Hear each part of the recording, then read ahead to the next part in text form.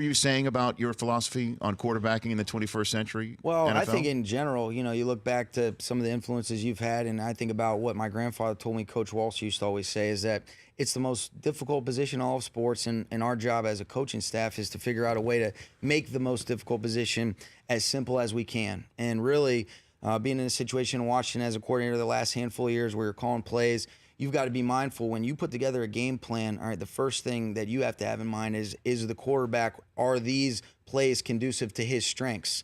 And then you want to obviously get your playmakers involved. When you've got a guy like Steve, you got to get him involved early in the game and get him going. But it starts with the quarterback because everything else kind of goes into it. But you got to make sure that you're doing the things that are going to be conducive to that player's skill set. And that's why I think there is so much emphasis placed on it.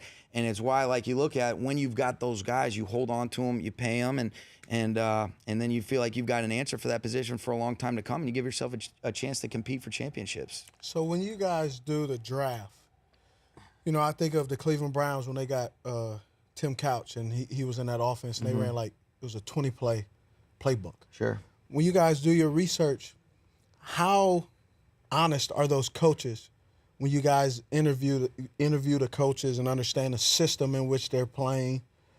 Are they, kind of BSing you guys, saying like, oh, this guy can learn, and then he has a learning deficiency, or he's never really been pushed to learn a real NFL-style playbook, whereas, 100-something plays is just literally, 50 plays in 50 other positions and different personnels.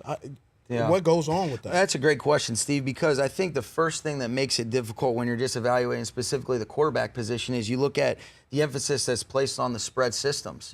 And they've been the ones that have had a lot of success collegiately. So that's what you're going to do. The width of the hashes changes the way that you attack people as well. But you do a lot of emphasis on some of the mental testing. They've got different types of tests where you kind of project the guy's ability to learn, and you don't want to necessarily punish a guy for not having played underneath the center, or being exposed to pure progression concepts, different things like that. So now, with the way that the college game has evolved a little bit, it is a little bit easier to project some of those quarterbacks that are doing the things that you can see. All right, I'm operating under center, I'm working a play action, a movement game, 3, 5, and 7-step drops. I'm playing out of the gun on third down and doing a couple little different things. So a lot of it is based on your projections, evaluating a guy's ability to throw the football, and then the interview process is really, really important, where you kind of test the guy and you're more analyzing their ability to learn and retain in a short amount of time.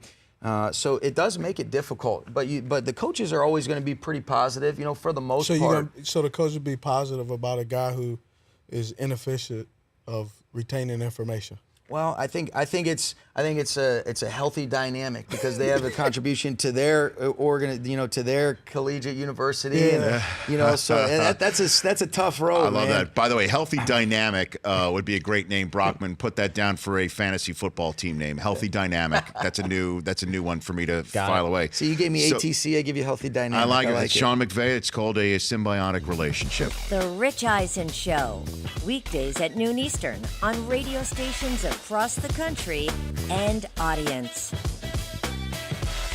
If you like that, download our app. Please, just if it's a memory thing, just delete other apps. You don't need those apps. This app, the Rich Eisen Show app, you need that.